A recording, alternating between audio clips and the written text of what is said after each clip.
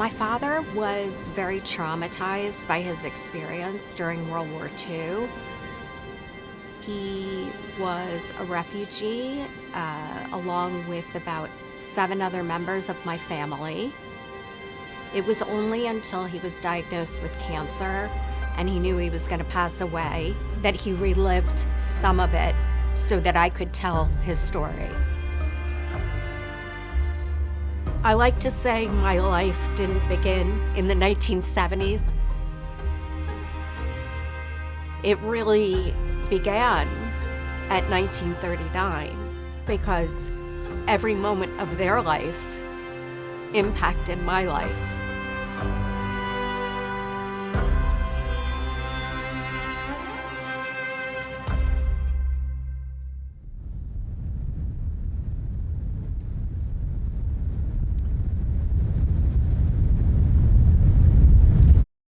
My name is Ilana Rosenbluth. I'm the Director of Communications for the Center for Jewish History. We are in the Ackman and Ziff Family Genealogy Institute, which is home to the podcast From Rebel to Roots and a new initiative called Histories and Mysteries. I don't even know how they survived, but to me, this is the photo of him as the youngest that he was. My father was born in Katowice. It's an industrial city in Poland in 1935. 2 years later, his brother Izzy was born. He was only 4 years old when the Nazis invaded Poland in September of 1939. And from there, they went on the run. September of 1939, the Nazis invaded Poland. It was basically by the grace of God that they weren't in Katowice at that time. They were visiting their grandparents on the eastern side of Poland in the county of Yaroslav. They never went home. And by the end of September, Poland was partitioned and, it was carved out, and it was Germany on one side and Russia on the other, controlled the other half. In September, the Gestapo came to my grandparents' home and they said, you have 30 minutes to get out. You can only take 1 change of underwear. If there are any valuables found on you, you will be shot on the spot. My understanding is my uncle was in a jewelry business, and whatever valuables they had, they buried it in the cellar. And they fled to a distant relative's house where they were basically all hiding in a barn for about 3 weeks. At a certain point in that 3-week period, my great uncle, he went to Lvov, which was now controlled by Russia. They found an abandoned apartment. In that apartment were 2 mattresses. There was no heat. There was no food. So they lived in this abandoned apartment and existed in plain sight, bartering what little they had for bread. At a certain point, my understanding is that my great-grandfather, it was a Saturday, and he was studying Torah, preparing for shul, and 2 Russians came to the door and said, you have to get out. They were loaded onto a boxcar where there were 40 people per car. And for the next 4 weeks, they would be on this car. Unfortunately, people died along the way because they were starving. So there were dead people who were removed from the trains. And for 4 weeks, they traveled to the Ural Mountains or Siberia. That's where they were until about 1941. The conditions in Siberia were pretty horrible. And think about it, they didn't have clothing with them. They had what was on their backs, and maybe, I don't know if they were able to barter anything during their time in Lvov. When you're in Siberia, you have to work to eat. All the men were sequestered to the woods to chop down trees. Siberia gets a lot of snow. So to be in the woods, freezing, starving, it's amazing that they made it out alive. My grandmother was pregnant at the time, and she had had a baby by the name of Lucia. And my understanding is that both my grandmother and my aunt would try and steal potatoes just to get food. In 1941, the Nazis invaded the Soviet Union. They were allowed to leave at that point. But where do you go? The country has been invaded. My aunt apparently smuggled the baby over the border. They got to a train station where they were again put on a train. And this time they were brought to Uzbekistan. And while it was freer to sort of trade on the black market, the conditions were really bad. In 1943, things really began to unravel. My father and his brother watched the baby go into seizures and foam at the mouth, and she died. I would presume my grandparents were so devastated. And they were all starving. And so my grandfather got on a train to a place called Andijan. And he never returned.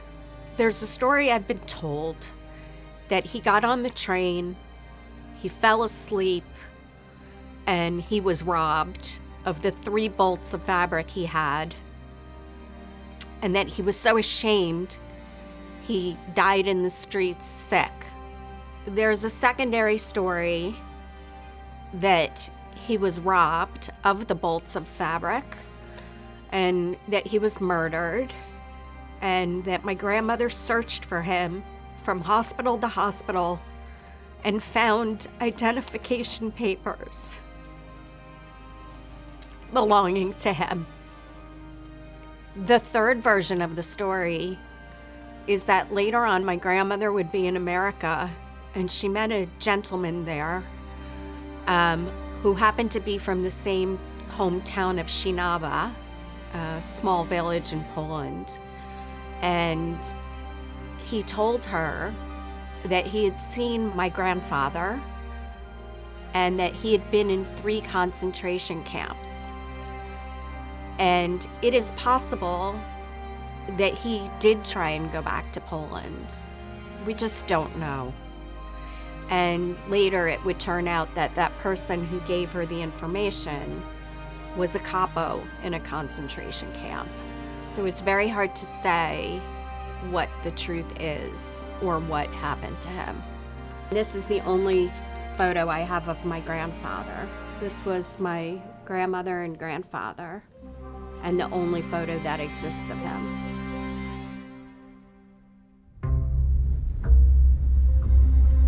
Once the war ended, a lot of Jews were rehomed in Szczecin, Poland. Apparently it was very anti-Semitic there. My grandmother, during her time there, my understanding is she went back to Katowice, and there was another family living in the home, and there was nothing left. There was no home to go back to. And so they left for Berlin and then went to a displaced persons camp in Munich called Lager Lechfeld. And at the time, I would imagine there were many survivors of World War II trying to find out what they were going to do next. Where were they going to live? Because for many, like us, we didn't have a home to go back to. The Hebrew Immigrant Aid Society, or HIAS, then worked with them at the displaced persons camp to get them to the United States. But it wasn't until 1949 that my father and his mother and brother were able to come over.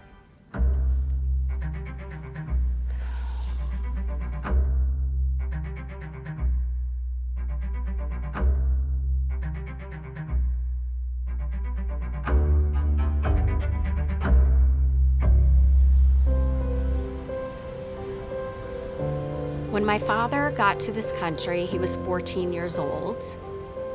I believe they landed in the Bronx initially.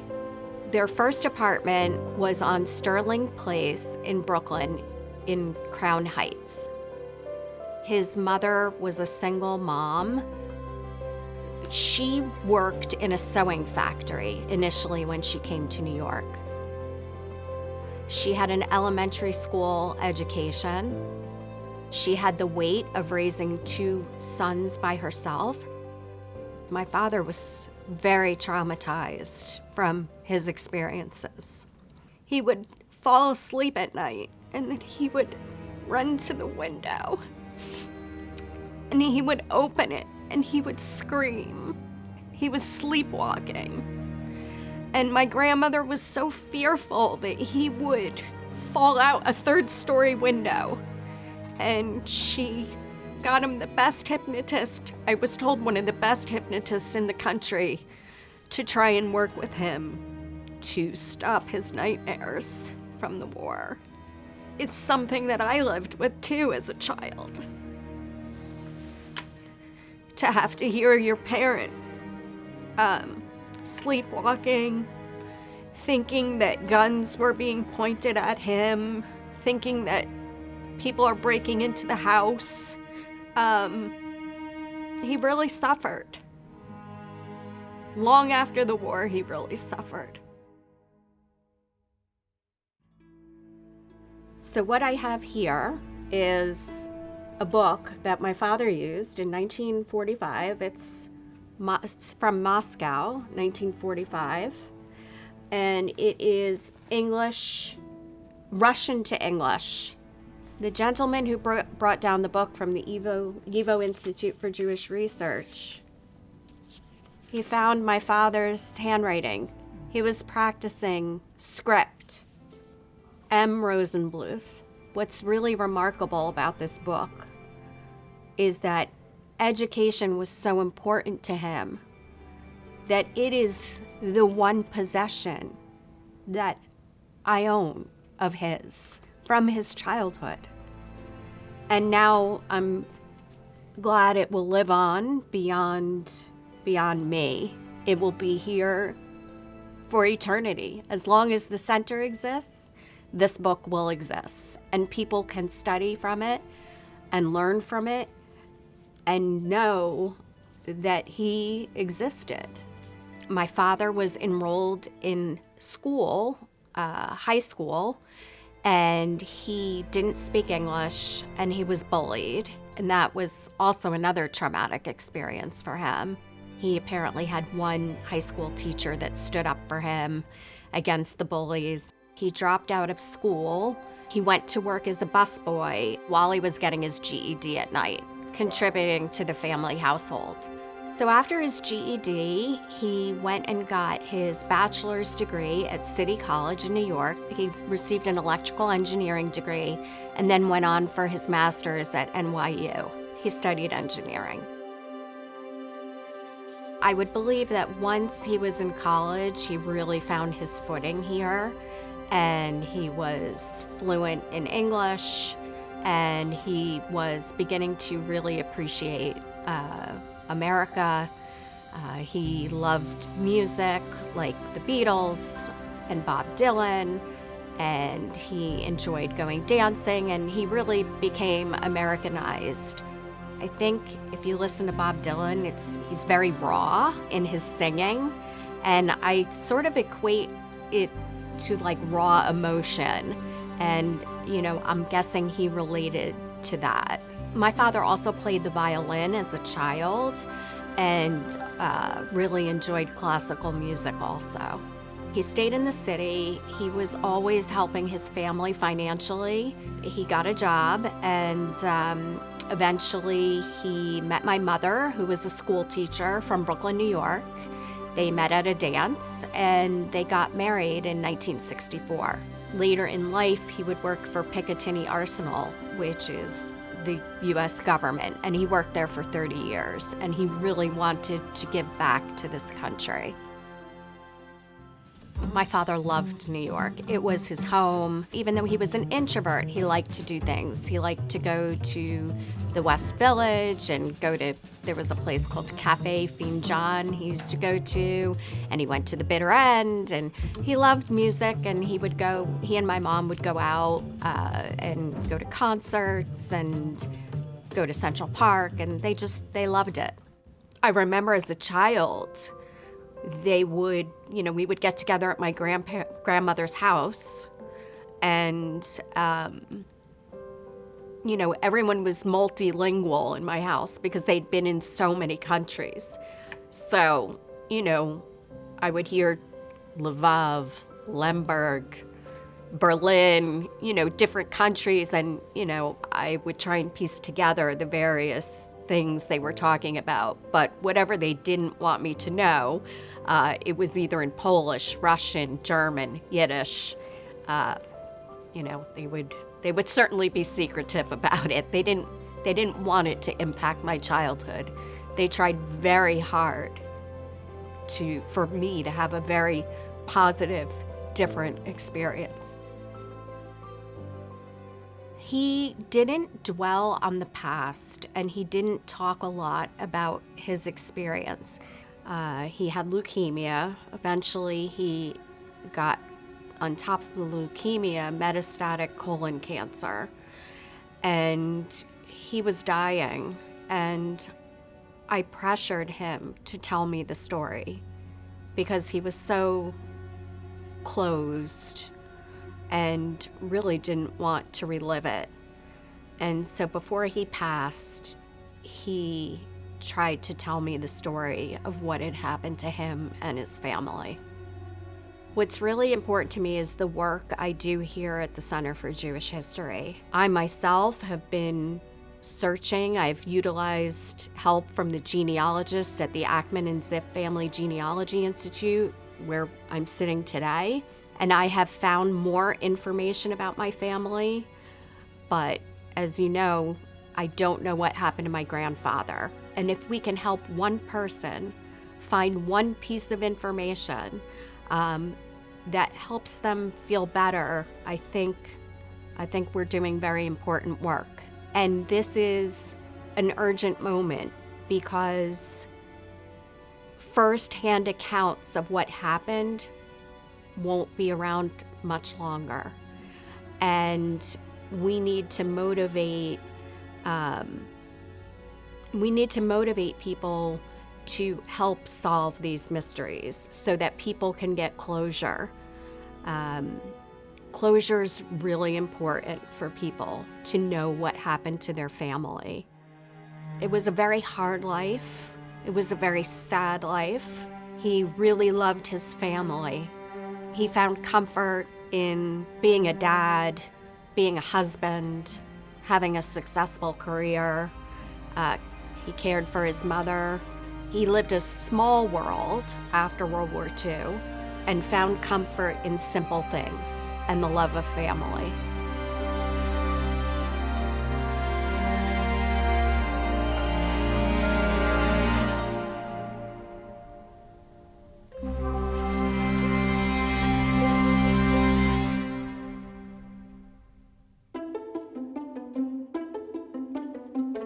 I lived in New York for like 20 years. For me, it was freedom, good economic opportunity, and a place where I felt very comfortable because of the amount of Jewish people living here.